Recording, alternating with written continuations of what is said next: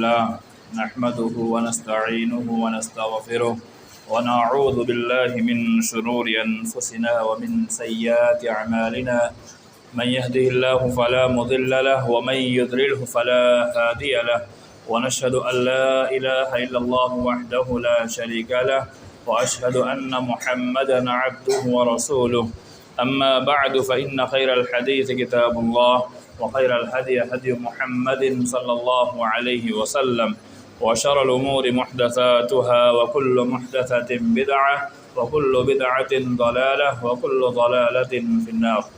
أعوذ بالله من الشيطان الرجيم.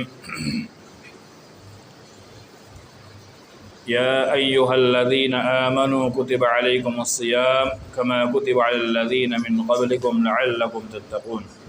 وقال النبي صلى الله عليه وسلم أتاكم رمضان شهر مباركة فرض الله عليكم الصيام تفتح فيه أبواب الجنة وتغلق فيه أبواب الجحيم وتغلق مردة الشياطين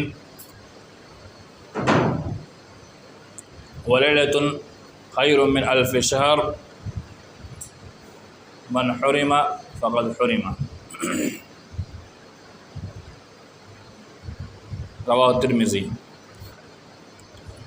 محترم و مکرم اسلامی بھائیو، اللہ رب العالمین کا بے پناہ احسان و کرم ہے کہ جس کی توفیق سے الحمدللہ ہم نے رمضان مبارک کا مہینہ پایا، اور یہ مہینہ بابرکت مہینہ ہے. یہ مہینہ معمولی مہینہ نہیں ہے. اس مہینے کی قدر ہمیں آج معلوم نہیں ہو رہی ہے، لیکن جب یہ مہینہ گزر جائے گا اور عام ایام میں ہم داخل ہو جائیں گے تب ہمیں اس مہینے کی قدر معلوم ہوگی، اور ہم سوچیں گے کہ ہم نے کیا کھویا اور کیا پایا.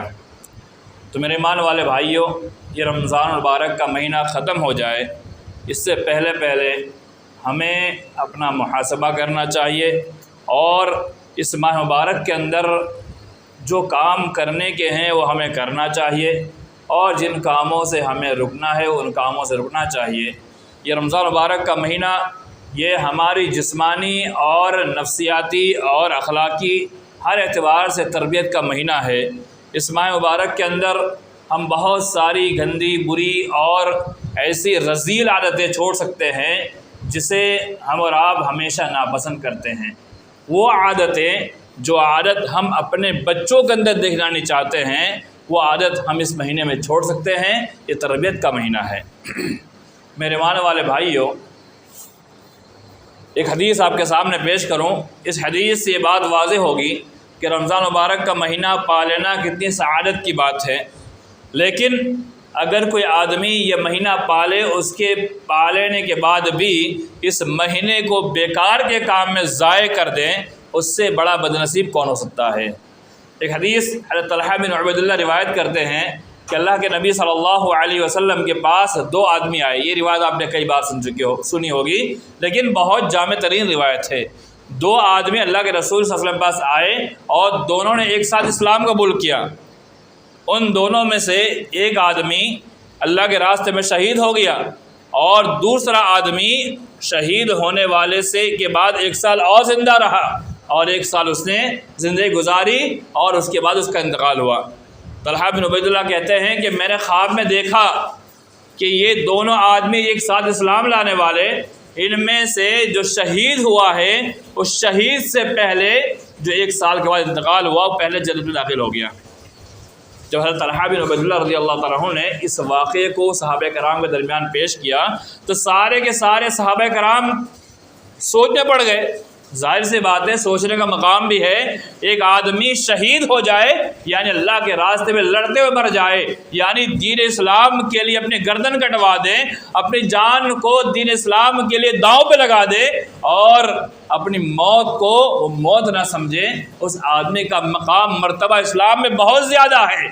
لیکن صحابہ کرام شوق گئے ایسے کیسے ممکن ہو سکتا ہے کہ شہید سے پہلے وہ آدمی چلا جائے جنت کے اندر جس نے شہادت نہیں پائی ہے اور صرف عام عبادت کرتا تھا، اور عبادت میں بھی اتنی زیادہ عبادت نہیں تھی کہ اس کا بہت بڑا معاملہ ہو، بلکہ عبادت جو اس کی فرضی عبادت تھی چند نوافل پڑھ لیا کرتا تھا، لیکن شہید سے پہلے جنت داخل ہو جاتا ہے۔ جب اللہ کے رسول آئے اور اس ماجرے کو دیکھا تو اللہ کے رسول نے فرمایا اس میں چونکنے کی بات کچھ نہیں ہے، اس میں کوئی گھبرانے کی بات بھی نہیں ہے، نہ سوچنے کی بات ہے۔ الیس قد مکث ھذا سنۃ بعد سنۃ، کیا اس آدمی نے اس شہید کے بعد 1 سال کا وقفہ نہیں پایا؟ یعنی جو آدمی شہید ہوا تھا اس شہید ہونے کے بعد جو جنت میں پہلے داخل ہوتا ہے، کیا 1 سال وہ زیادہ دنیا میں نہیں ٹھہرا؟ آگے اللہ رسول نے فرمایا ادرک رمضان فصیامہ، اس آدمی نے 1 سال زیادہ ٹھہر کر کے رمضان مبارک کا مہینہ پایا، رمضان کا مہینہ پایا، اور رمضان کا مہینہ پانے کے بعد اس نے روزہ رکھا، اور آگے فرمایا 1 سال اس نے مزید نمازیں پڑھی، اور اللہ رسول نے فرمایا کہ ان دونوں کے درمیان جتنی آسمان اور زمین کے درمیان دوری ہے نا، اتنی دوری ہے، یعنی اتنا فاصلہ ہے۔ کیوں؟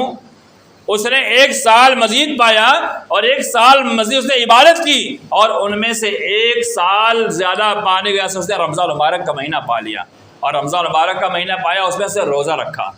اب آپ غور کریں کہ رمضان مبارک، یہ روایت بالکل صحیح روایت ہے، رمضان مبارک کا مہینہ پالنا کتنی سعادت کی بات ہے، یعنی جسے رمضان کا مہینہ مل جائے گویا اس نے شہید سے ہی بڑا مقام اس کا ہو گیا۔ یہ میں نہیں کہتا، حدیث کے الفاظ ہے۔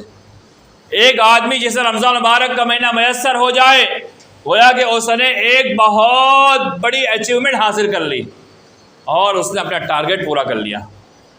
اس سے بڑی خوش نصیبی کو ہو سکتی ہے۔ اب یہ رمضان مبارک کا مہینہ مل جائے، اس مہینے کو ملنے کے بعد ہمیں جو کام کرنے ہیں وہ کام ہم نہ کریں اور دوسرے کام کرتے رہے جو ہمیں نہیں کرنا چاہیے، تو ہم سے بڑا بد نصیب کون ہو سکتا ہے؟ یہ حدیث آپ کے سامنے پیش کروں۔ اللہ کے رسول نے فرمایا اتاکم رمضان، جب رمضان مبارک کا مہینہ آتا تھا تو اللہ کے نبی صلی اللہ علیہ وسلم صحابہ کرام کے سامنے مخاطب ہوتے کہتے تھے اتاکم رمضان، کہ تم پر رمضان مبارک کا مہینہ آ گیا ہے، شہر مبارک، اور یہ ایسا مہینہ جو مبارک و بابرکت مہینہ ہے۔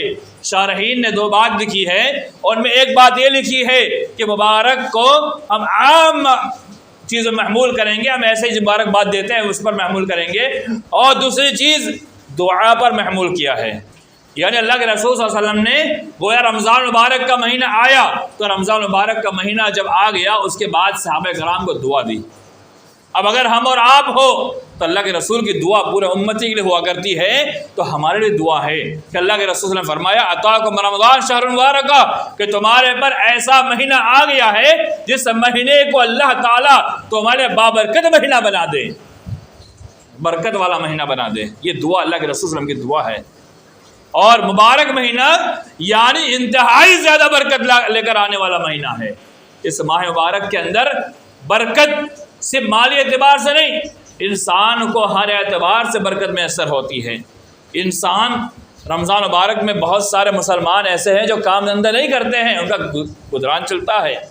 بہت سارے ایسے ہیں عام دنوں میں 15 گھنٹہ ڈیوٹی کرنے کے باوجود بھی اتنا وہ حاصل نہیں کر پاتے ہیں جتنا رمضان میں آدھے دن کما کے حاصل کر لیتے ہیں، اور طرح طرح کے پکوان، طرح طرح کی چیزیں مہنگی ہو جاتی ہے، پھر بھی مسلمان الحمدللہ اچھے سے کھا لیتا ہے۔ کئی اعتبار سے برکت والا مہینہ ہے، اعمال کے اعتبار سے بھی، ثواب کے اعتبار سے بھی۔ انسان کتنی بیماریاں ایسی انسان کے اندر پائی جاتی ہے جو سال کے 11 مہینے انسان پریشان رہتا ہے۔ ڈائبٹیز کو لے کر دیکھیے اتنا پریشان رہتا ہے آج انسان، لیکن بہت سارے ڈائبٹیز کے مریض کو یہ کہتے ہوئے سنا ہے کہ رمضان مبارک کا مہینہ آتا ہے کہتے ہیں ہمارا ڈائبٹیز بالکل نارمل رہتا ہے۔ یہ کسی انسان کا ذاتی کمال نہیں ہے، یہ اللہ تعالیٰ کی طرف سے ایک برکت ہوتی ہے کہ انسان کی صحت اللہ بہتر کر دیتا ہے۔ اور اس کے بعد دیگر بہت سارے امراض ایسے ہیں جو مرض انسان کو 11 مہینہ پریشان کرتا ہے، رمضان مبارک کا مہینہ آتا ہے، انسان بہت سارے بیمار سے اور بیماریوں سے، تکلیف سے نجات پا جاتا ہے۔ اور ایک آپ کے سامنے ایک ریسرچ بھی پیش کیا گیا تھا نا کہ کینسر کے مریض اگر روزہ رکھتے ہیں تو ان کا کینسر دور ہو جاتا ہے۔ کیوں؟ جب وہ بھوکا رہتا ہے اس کے اندر کے جراثیم اسے کھا لیتے ہیں۔ یہ ڈاکٹروں کی سب ریسرچ ہے۔ تو رمضان مبارک کا مہینہ اتنا بابرکت مہینہ ہے، اللہ نے ہر اعتبار سے ہمارے لیے برکت والا مہینہ بنایا ہے۔ اب یہ ہماری اور آپ کی ذمہ داری ہے کہ ہم اس کو کتنا سمجھتے ہیں اور اس مہینے سے ہم کتنا فائدہ اٹھاتے ہیں۔ اللہ تعالیٰ نے ہمیں اختیار دے دیا ہے، اللہ نے ہمیں بتا دیا اور اس کے نبی صلی اللہ علیہ وسلم کے ذریعے ہمیں پیغام دے دیا کہ رمضان مبارک کا مہینہ تمہارے پر آ چکا ہے اور یہ مہینہ بابرکت مہینہ ہے، برکت والا مہینہ ہے۔ اس مہینے سے ہم اور آپ کتنا فائدہ اٹھا سکتے ہیں یہ ہمارے اوپر ہے۔ کچھ ایسے حضرات ہوتے ہیں اس ماہ مبارک سے بہت فائدہ حاصل کر لیتے ہیں اور کچھ ایسے نا امید ہوتے ہیں، کچھ ایسے نامراد لوگ ہوتے ہیں جس رمضان مبارک کے مہینے کو ایسے ضائع برباد کر دیتے ہیں۔ حدیث کے اندر آتا ہے کل عمل ابن آدم یضاعف، بنی آدم کے تمام اعمال اس کا ثواب رمضان مبارک کے مہینے میں بڑھا دیا جاتا ہے۔ کہاں تک؟ الی 10 10 گنا۔ اور اسی روایت کا اگلا الفاظ یہ ہے، بخاری شریف کی روایت ہے، الی 700 700 گنا اس کا ثواب بڑھا دیا جاتا ہے۔ یعنی کوئی بھی عمل اگر آدم کی اولاد رمضان میں کرتی ہے تو اس کا ثواب 1 2 نہیں بلکہ اس کا جو ثواب متعین ہے اس ثواب سے 10 گنا سے لے کر 700 گنا بڑھا دیا جاتا ہے۔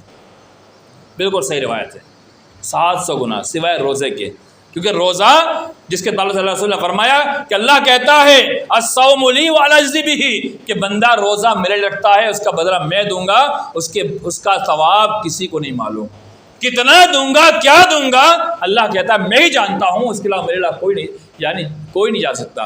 دیگر جو ثواب ہے نا وہ فرشتوں کے ذریعے اللہ دلاتا ہے، لیکن روزے کا ثواب اللہ تعالیٰ ڈائریکٹ دے گا، اور وہ کتنا دے گا وہ اللہ ہی جانتا ہے۔ اس لیے رمضان مبارک کے مہینے کے اندر سب سے اہم کام جو ہے وہ روزہ ہے۔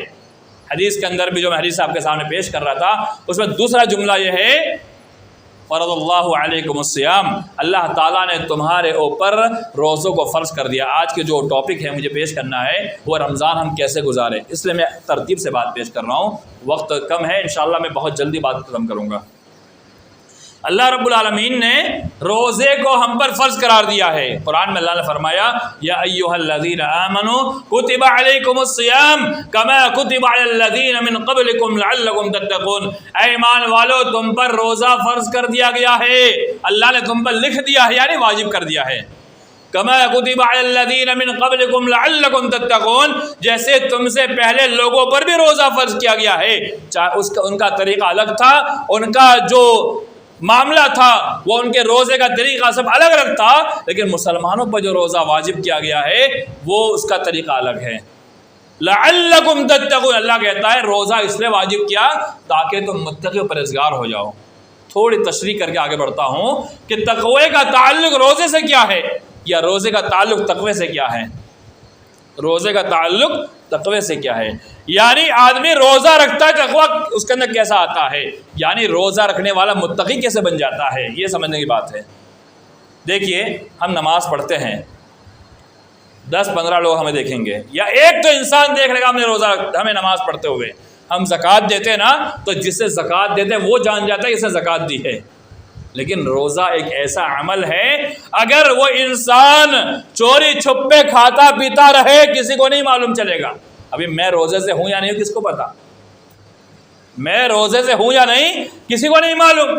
آپ میں سے جتنے افراد بیٹھے ہیں کوئی ایک انسان ابھی یہاں کون روزے سے ہے ہمیں نہیں معلوم، کون روزے سے نہیں ہمیں نہیں معلوم، لیکن امید قوی ہے الحمدللہ سب روزے سے ہوں گے۔ لیکن اگر کوئی کسی تکلیف میں ہے، مصیبت میں ہے، پریشانی میں ہے، بیماری میں ہے، روزہ چھوڑ کر کے آیا ہوا ہے، ہمیں پتہ نہیں چلے گا جب تک کہ وہ ہمارے سامنے پانی نہ پیے۔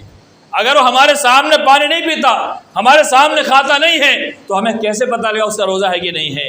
وہ معلوم ہوا کہ روزہ انسان صرف اللہ کے لیے رکھتا ہے، روزہ صرف اللہ کے لیے رکھتا ہے، یعنی وہ اگر بند کمرے میں کھاتا ہے تو اللہ اس کو دیکھ رہا ہے، اور وہ بند کمرے میں نہیں کھاتا پیتا ہے، گویا وہ اللہ سے ڈر سے نہیں کھا رہا۔ اس سے اللہ نے کہا الصوم لی، بندہ، اللہ کے رسول کی حدیث کے اندر آتا ہے، اللہ کہتا ہے الصوم لی، بندہ روزہ رکھتا ہے میرے لیے رکھتا ہے، اور وہ سب کھانا پینا اس کی حلال جو کام ہے وہ سب چھوڑتا ہے، صرف میرے لیے چھوڑتا ہے۔ یہ اللہ رب العالمین کا قول ہے کہ بندہ میرے لیے چھوڑتا ہے۔ تو یہ معلوم ہوا کہ جب بندہ رب کا خوف اتنا دل میں بٹھاتا ہے کہ وہ بند کمرے میں چھپ کر کھانا پینا بھی چھوڑ دیتا ہے، تو اس کے اندر رب کا خوف اتنا آ جاتا ہے کہ وہ متقی بن جاتا ہے۔ لیکن رمضان مبارک کا مہینہ ختم ہونے کے بعد کیا ہوتا ہے؟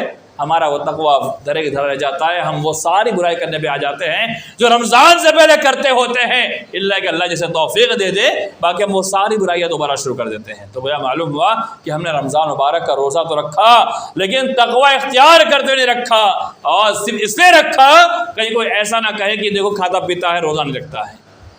بہت تفصیل میں بات چلی جائے گی۔ تو رمضان مبارک کا روزہ اللہ نے رمضان میں واجب کیا ہے، اس روزے کو ہمیں رکھنا ہے، اللہ یہ کہ ہم بیمار ہو، مسافر ہو تو آدمی بعد کے دنوں میں رکھ رہا ہے۔ ایام معدودات فمن کان منکم مریضا وعلی سفر فعدۃ من ایام اخر، بیمار ہے مسافر ہے بعد میں رکھ لے، لیکن ایسا آدمی جو ہمیشہ وہ بیمار رہنے والا ہے، یعنی وہ بیمار ہو گیا، اب اس کا اچھا کوئی چانس نہیں ہے، رمضان کے بعد بھی بیمار رہنے والا ہے، تو ایسے آدمی کے لیے حکم یہ ہے کہ وہ، ابھی تفصیل میں آیت پڑھ کے کرنے جاؤں گا تو وقت نہیں ہے، میں مسائل بیان کر دوں کہ وہ آدمی کو چاہیے کہ وہ ایک بندے کو فدیہ کھلائے، یعنی وہ صبح شام کا جو اس کا روٹین ہے کھانے کا، اس کے مطابق وہ ایک مسکین کو کھانا کھلائے، یعنی ہر روزے کے مقابلے مسکین کو کھانا کھلائے، 30 روزے 30 مسکین کھانا کھلائے۔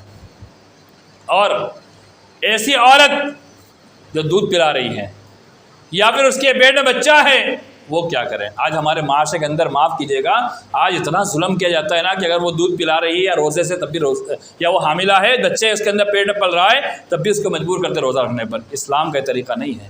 اسلام نے اجازت دی ہے اگر کوئی عورت دودھ پلاتی ہے یا پھر وہ اگر اس کے پیٹ میں بچہ پل رہا ہے، چاہے وہ ایک دن کا بچہ ہی کیوں نہ ہو، اسلام نے کہا اپنے آپ پر ظلم نہ کریں، وہ روزہ چھوڑ دے۔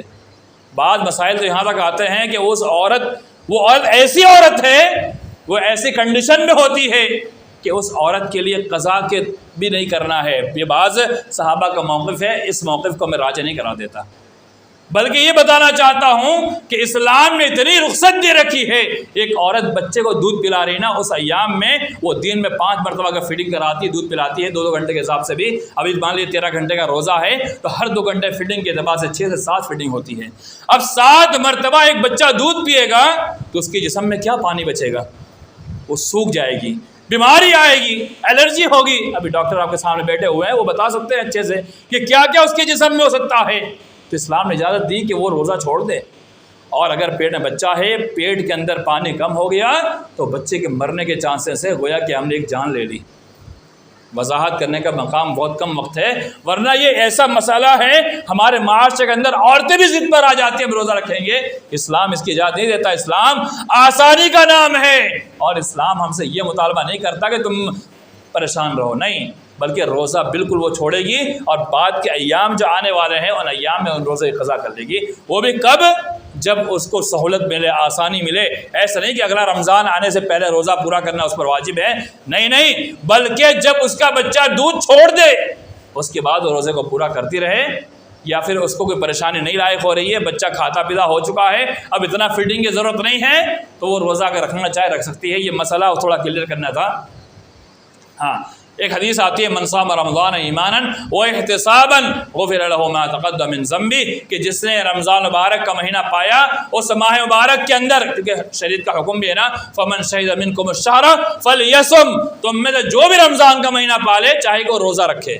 اب روزہ جس نے رمضان میں رکھا اس ایمان کے ساتھ، یعنی اللہ پر ایمان رکھتے ہوئے یقین کے ساتھ رکھا، وہ احتسابا اپنا محاسبہ کرتے ہوئے، ثواب کی نیت کرتے ہوئے، اور تمام برائیوں کو چھوڑنے کی نیت کرتے ہوئے روزہ رکھا، غفر له ما تقدم من ذنبه، اللہ رب العالمین اس کے پچھلے گناہ معاف کر دیتا ہے، اس کے پچھلے گناہ معاف کر دیے جائیں گے۔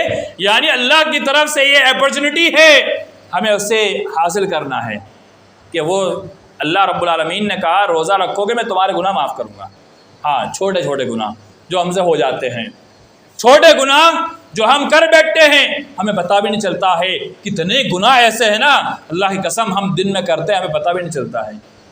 کتنے گناہ ایسے ہیں، چاہے میں ہوں یا آپ ہو، نہیں پتہ چلتا ہے، وہ اللہ رب العالمین کے یہاں نامہ اعمال میں لکھا جاتا ہے۔ اور جب روز قیامت جب وہ نامہ اعمال پیش کیا جائے گا نا، تب پتہ لگے گا کتنے گناہ ہم ایسے کر رکھتے گھومتے تھے، ہمیں پتہ ہی نہیں چلا۔ تو ایسے گناہ جو اللہ تعالیٰ روزے کے ذریعے معاف کر دے گا۔ دوسرا کام جو کرنا ہے، من قام رمضان ایمانا و احتسابا غفر له ما تقدم من ذنبه، کہ جس نے رمضان مبارک کے مہینے کے اندر رات میں قیام کیا، چاہے وہ قیام اللیل کا یہ، تہجد کا یہ، تراویح کا یہ، سب ایک ہی چیز ہے، اس کا کوئی الگ نام نہیں ہے۔ یہ حالات اور وقت اور زمانے کے اعتبار سے نام میں چینجنگ ہوئی ہے۔ باقی کچھ لوگ کہتے ہیں کہ تراویح کہاں ہے حدیث کے اندر، یہ وقت کے حساب سے اس کا نام بدلا گیا ہے۔ یہ ہے تہجد، یہی ہے قیام اللیل، لیکن رمضان مبارک کے اندر مسلمانوں کی آسانی کے لیے اسے عشاء کی نماز کے بعد بجماعت پڑھا جاتا ہے، تاکہ اس ثواب سے مسلمان محروم نہ رہے۔ تو جس نے رمضان میں قیام کیا، تراویح پڑھی، قیام اللیل کیا، ایمان کے ساتھ اللہ سے ثواب کی امید رکھتے ہوئے، ثواب کی نیت کرتے ہوئے، تو اس کے پچھلے گناہ معاف کر دیے جائیں گے۔ الفاظ پر غور کیجیے، رمضان میں قیام کیا، تراویح پڑھی، اس کے بھی گناہ معاف، اللہ اکبر۔ اور ایک دو باتیں اور آپ کے سامنے پیش کروں۔ حدیث کے اندر آتا ہے کہ جس انسان نے امام کے ساتھ قیام کیا، 1 رکعت 2 رکعت 5 رکعت نہیں، بلکہ 11 رکعت امام پڑھاتا ہے نا، وہ 11 کے 11 رکعت جس نے امام کے ساتھ قیام کیا، پوری رات قیام کا ثواب، پوری رات۔ اگر 1 گھنٹہ قیام امام کرا دے، ہم 1 گھنٹہ سے نماز پڑھ لے، تو انشاءاللہ پوری رات نماز پڑھنے کا ہمیں ثواب ملے گا۔ لیکن شرط کیا ہے، ہمیں پوری نماز پڑھنا ہوگا، 11 رکعت۔ ایسا نہیں آج ہمارے معاشرے میں چلا ہوا ہے نا، 8 رکعت پڑھتے ہیں، وتر بعد میں پڑھ صبح پڑھ لیں، نہیں، یہ طریقہ صحیح نہیں ہے۔ اگر آپ عشاء کے بعد پڑھ رہے ہیں تو 11 پوری عشاء کے بعد پڑھیے، امام کے ساتھ پڑھیے، تب آپ کو ثواب ملے گا۔ یہ رات بھر کا ثواب تبھی ملے گا۔ یہ میں نہیں کہتا، شارحین کے اقوال ہے اور ان کی تشریح حدیث کی ہے کہ جب آپ پوری 11 رکعت وتر کے ساتھ پڑھیں گے، تبھی آپ کو پوری رات قیام کا ثواب ملے گا۔ باقی اگر آپ وتر بعد میں پڑھنا چاہے پڑھ سکتے ہیں، اس میں ممانعت نہیں، لیکن ثواب نہیں ملے گا جو ثواب پوری رات قیام کا ہے۔ اور ایک چیز ہمارے معاشرے میں چلی آ رہی ہے، کیا ہے، ہمارے نوجوان جن کے قدم اتنے نازک کمزور ہو گئے ہیں کہ امام کے رکوع میں جانے کا انتظار کرتے، اللہ اکبر۔ ہمارے نوجوان، یہ بوڑھے بزرگ تو کھڑے رہتے ہیں لائن کے اندر، یہ جوان پیچھے بیٹھ کر انتظار کرتے ہیں۔ یہاں کا معاملہ مجھے نہیں معلوم، لیکن جو عام معاملہ ہوتا ہے نا، میں بتا رہا ہوں کہ جوان پیچھے بیٹھا رہتا ہے، ابھی امام، اس کو پتا ہے امام صاحب پہلے رکعت میں 3 صفحہ یا 3 رکوع پڑھیں گے، تب تک ہم تھوڑا بیٹھ لیں، 10 منٹ سستا لیں۔ میرے ایمان والے بھائیو، آپ کا 1 رکعت ضائع ہے۔ ہاں، وہ رکوع کی رکعت لینے کا مسئلہ اختلافی ضرور ہے، میں اس اختلاف میں نہیں پڑھوں گا، لیکن یہ بات ضرور بتاؤں گا، اگر آپ نے رکوع کا انتظار کرتے پیچھے بیٹھ کر کے اگر آپ نے رکعت ضائع کی ہے، رب کعبہ قسم آپ کی رکعت نہیں مانی جائے گی، آپ کی رکعت نہیں گنی جائے گی۔ کیوں؟ یہ آپ نے جان بوجھ کر ہیلا کرتے ہوئے کام کیا ہے، اللہ کے ساتھ مذاق کیا ہے۔ میرے ایمان والے بھائیوں، یہ مذاق دین اسلام کے ساتھ ہے، شریعت کے ساتھ ہے، کہ ہم 1 رکعت پوری پیچھے بیٹھ کے چھوڑتے ہیں۔ اگر یادت چھوڑنا ہے تو پوری 2 رکعت چھوڑ دو، مت کھڑے ہو، سننے کا ثواب آپ کو انشاءاللہ ملے گا۔ لیکن آپ جو مذاق بناتے ہیں نا کہ رکوع میں آ کے امام ساتھ مل جائیں گے، اس سے بڑا مذاق دنیا کے اندر کوئی نہیں ہو سکتا، جو نماز کا مذاق ہو رہا ہے۔ ہیلا، یہ ہیلا کس کا کام بتا ہے آپ کو؟ شیطان کا کام ہے۔ یہ جتنے قیاسات ہے، ہیلے ہیں، یہ سب شیطان کرتا ہے، اور آج مسلمانوں کی حالت بن چکی ہے کہ مسلمان بھی ایسے ہیلے کرنے لگا ہے۔ اسلام کبھی اس کو پسند نہیں کرتا ہے۔ میرے مان والے بھائیوں، کب اللہ کا عذاب ہم پر آ جائے کچھ پتہ نہیں۔ اب رمضان مبارک کا مہینے کے اندر ایک کام اور ہے، وہ کیا ہے؟ من قام فی ليلۃ القدر، کہ جس نے ليلۃ القدر کے اندر قیام کیا، یعنی جو آخری 10 راتیں ہیں ان میں سے 5 راتیں ایسی ہیں جو قدر والی رات ہے، یعنی طاق رات جس ہم کہتے ہیں۔ ان 5 راتوں میں جس نے قیام کیا، اگر اللہ نے توفیق دی 1 گھنٹہ 2 گھنٹہ 3 گھنٹہ 4 گھنٹہ، فجر تک بھی قیام کر سکتے ہیں، یعنی پوری تراویح کے ساتھ۔ ایک روایت آپ کے سامنے یاد آگے بتا دوں کہ جب حضرت عمر رضی اللہ تعالیٰ عنہ، ابی بن کعب رضی اللہ تعالیٰ عنہ کو جب تراویح پڑھانے کا حکم دیا تھا، تو وہ اتنی لمبی تراویح پڑھاتے تھے کہ صحابی بیان کرتے ہیں 1 رکعت میں 100 آیت پڑھتے تھے، 1 رکعت میں 100 آیت، یعنی 8 رکعت تراویح کے اندر 800 آیت پڑھتے تھے۔ اور 800 آیت ہم گننے بیٹھے نا تو سورہ بقرہ، سورہ آل عمران، سورہ نساء پورا سمیٹ لیں گے، 5-6 پارے اس کے اندر آ جائیں گے۔ اللہ اکبر، 5-6 پارے ہماری ہمت ہے، ہم ایک پارے کے اندر ہمت ہار جاتے ہیں۔ وہ صحابہ کرام بیان کرتے کننا نستعمد بالعصا، جب وہ تراویح پڑھاتے تھے نا، قیام کراتے تھے نا، ہم لاٹھی کے سہارے کھڑے ہو جاتے تھے، اتنی لمبے لمبے قیام ہوتے تھے۔ اور ہم اور آپ جنت کے صرف سرٹیفکیٹ لے کے بیٹھنے سے کچھ نہیں ہوتا میرے ایمان والے بھائیوں۔ وہ صحابہ کرام جن کے تعلق سے اللہ خود قرآن میں کہتا ہے رضی اللہ عنہم ورضوا عنہ، اللہ ان سے راضی ہو گیا۔ اللہ اکبر، اللہ جن سے راضی ہو جائے، اور جنت کی بشارت ان بدری صحابیوں کے لیے تھی، وہ کچھ بھی گناہ کر لیں ان کے لیے سب معاف ہے۔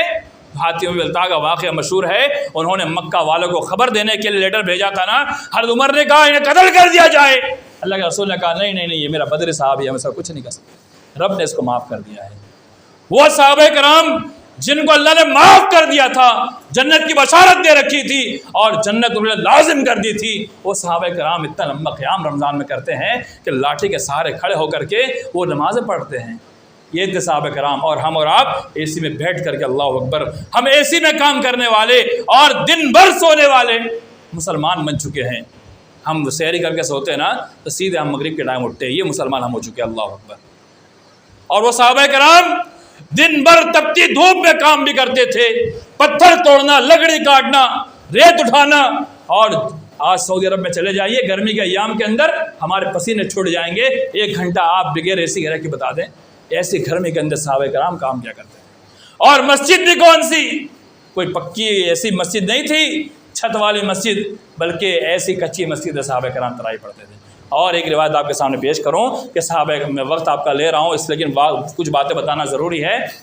صحابہ کرام اللہ کے رسول کے زمانے میں جب 3 دن قیام ہوا تھا نا، لیکن اللہ کے رسول پورا مہینہ پڑھاتے، لیکن حدیث کے الفاظ کیا ہے، بعض اعتراض کرتے ہیں کہ اللہ کے رسول نے 3 دن خالی قیام کیا، ہم 3 دن کریں گے، یہ ایسی بات نہیں ہے۔ اللہ کے رسول نے جو بات کہی تھی اس پر غور کیجئے، کہا مسلمانوں کا جذبہ اتنا ہے، صحابہ کا جذبہ اتنا ہے، مجھے ڈر لگ گیا کہ اللہ کہیں تراویح کو اور یہ قیام اللیل کو تم پر رمضان میں فرض نہ کر دے، واجب نہ کر دے، اس لیے میں نے تم کو نہیں پڑھائی ہے 3 دن سے زیادہ۔ وہ اللہ کے رسول نے یہ بات صاف کہی ہے، کچھ لوگ اعتراض کرتے ہیں، اور بہت سارے مسلمان یہ بھی مسئلہ نکالتے ہیں کہ اللہ رسول نے 3 دن پڑھی، ہم بھی 3 دن پڑھیں گے۔ نہیں نہیں نہیں، وہ اس لیے کہ کہیں واجب اور فرض نہ ہو جائے اور ہم پریشان ہو جائیں۔ تو اللہ کے رسول نے جب 27 رات کو قیام کرائے نا، تو صحابہ کرام کہتے اتنا لمبا قیام کہ عشاء کے بعد سے شروع ہوا، اور ہمیں ڈر لائق ہو گیا کہ ہماری سحری چھوٹ جائے گی۔ اور ہمارا اور آپ کا معاملہ کیا ہے، 1 گھنٹے کے اندر بھی ہم بھاگنے لگتے ہیں، سحری چھوٹ یعنی سحری تک۔ یہ اتنی ساری باتیں اس لیے میں نے پیش کی ہے میرے ایمان والے بھائیوں کہ ہمارے اعمال جو ہونے چاہیے رمضان مبارک کے اندر، ہمیں قیام کرنا چاہیے، آخری راتوں میں قیام کرنا چاہیے، اس کے علاوہ رمضان مبارک کے مہینے میں قرآن کی تلاوت کثرت سے کرنا چاہیے۔ اللہ کے رسول کے بارے میں آتا ہے کہ آپ صلی اللہ علیہ وسلم رمضان مبارک کے اندر جبرائیل امین آتے تھے، رات میں آ کر کے اللہ کے رسول کو دراسہ یعنی دور کرواتے تھے۔ تو مثلاً رمضان میں تلاوت کرنا یہ ہمارے رب کی ذمہ داری۔ ایک حدیث اور پیش کر دوں کہ جب رمضان مبارک کے اندر اگر ہم تلاوت کریں گے تو ہمارا ثواب کم نہیں ہوگا۔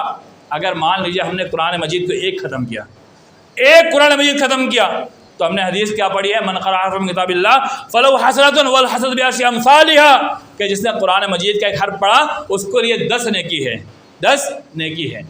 وہ ایک قرآن ختم کرنے پر 10 قرآن ختم کرنے کا ثواب ملتا ہے، ایک قرآن ختم کرنے پر 10 قرآن ختم کرنے کا ثواب ملتا ہے۔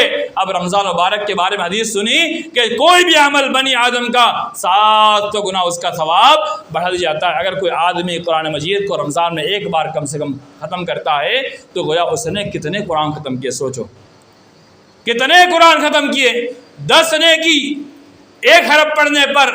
اب اگر رمضان میں پڑھتا ہے تو 10 کو 700 سے ملٹیپلائی کر لیجئے، 10 کو 700 کے ساتھ آپ گناہ کر لیجئے، کتنا ثواب اس کا بڑھ جاتا ہے، آپ سمجھ نہیں پائیں گے۔ یعنی گویا معلوم ہوا صرف 10 قرآن ختم کرنے کا ثواب نہیں، بلکہ رمضان مبارک کے اندر ختم کیا ایک قرآن تو اس کا 700 گنا سے بھی زیادہ، 700 قرآن ختم کرنے سے بھی زیادہ اس کا ثواب مل جائے گا۔ اور اگر کوئی آدمی ایسا ہے، ایک حدیث کا الفاظ ہے وَالَّذِي يَقْرَأُ الْقُرْآنَ وَيَتَتَعَتَّعُ بِهِ وَهُوَ شَاقٌّ عَلَيْهِ، اور کوئی آدمی قرآن پڑھتا ہے، اٹک اٹک کے پڑھتا ہے، اس پر دشواری ہے، پریشانی ہے، یعنی وہ اس کو پڑھنا نہیں آتا لیکن پڑھنے کی کوشش کر رہا ہے، وہ سیکھ رہا ہے، تو کوئی آدمی ایسا ہے فلو اجران، اس کے لیے ڈبل اجر ہے۔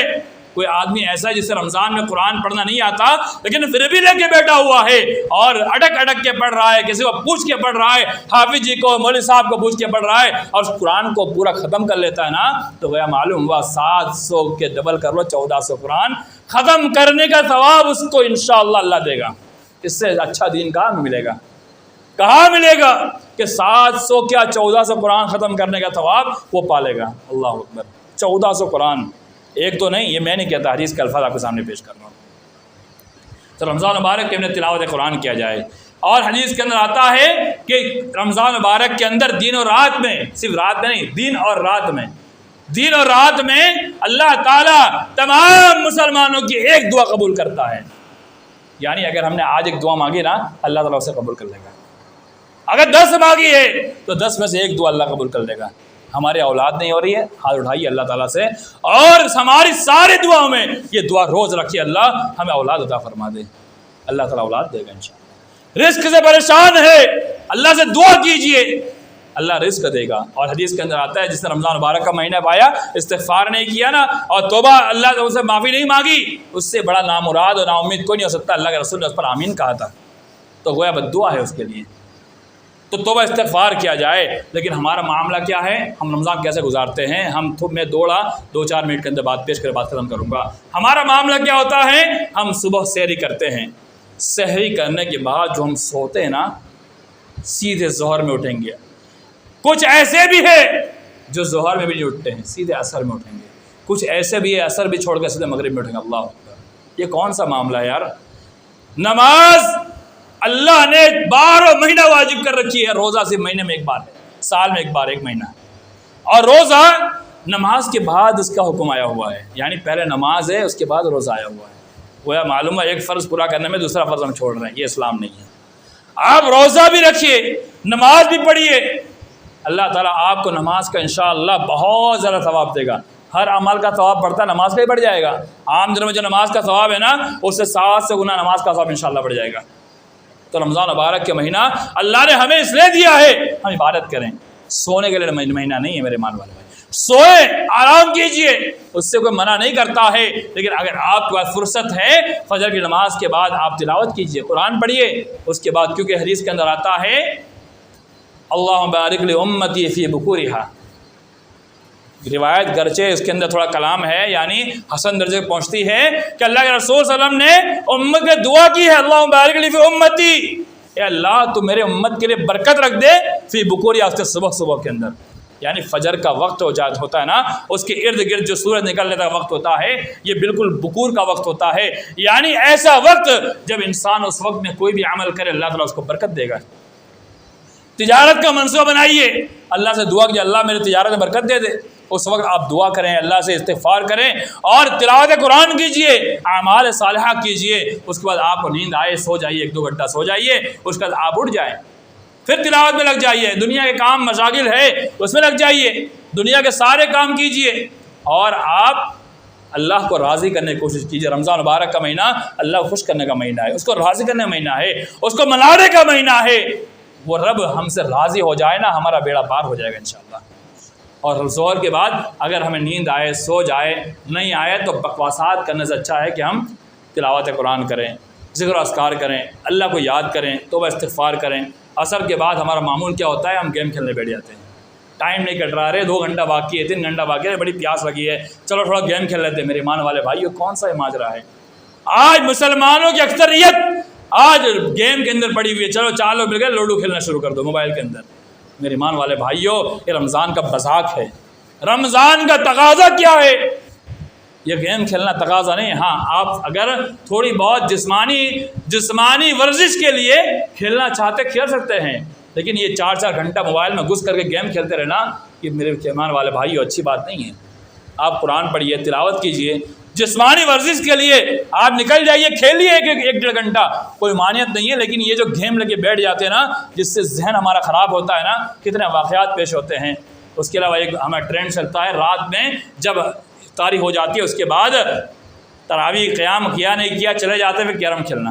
آج مسلمانوں کی اکثریت کیرم, میں اس کے بارے میں کیا بتاؤں, وقت نہیں ہے یہ ساری باتیں بتاؤں. یہ ایک حرام اور جوا کی شکل ہے. کیرم حرام اور جوا کی شکل ہے.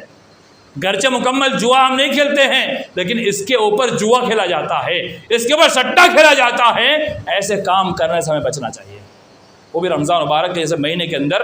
گرچہ وہ کھیل ہے، وہ کھیل اس کو مانا جائے، لیکن اس پر سٹا بھی کھیلا جاتا ہے، اور اللہ کے رسول کے زمانے میں اس طرح کا ایک کھیل بنایا گیا تھا جو صرف سٹے کے لیے بنایا گیا تھا، تو اس لیے بعض علماء کہتے ہیں یہ سٹے کے اندر داخل ہے، جسے مسلمان رمضان میں کھیل رہا ہے۔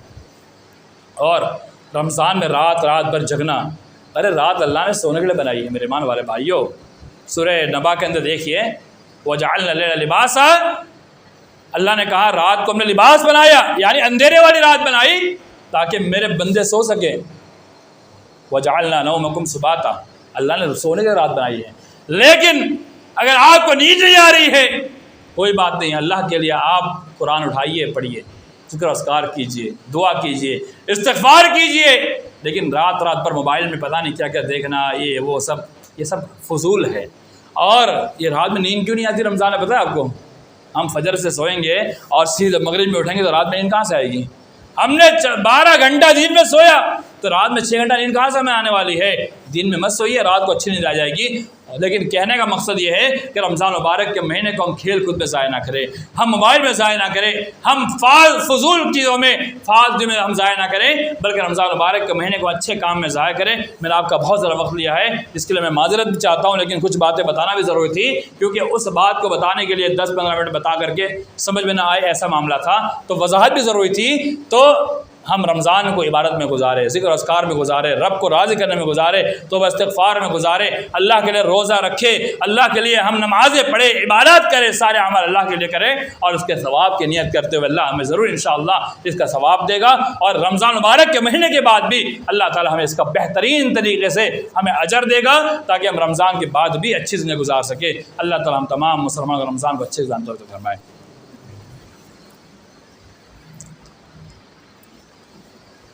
الحمد لله وحده والصلاة والسلام على من لا نبي بعد، أما بعد، إن الله يأمر بالعدل والإحسان وإيتاء ذي القربى وينهى عن الفحشاء والمنكر والبغي يعظكم لعلكم تذكرون، اذكروا الله يذكركم وادعوه يستجب لكم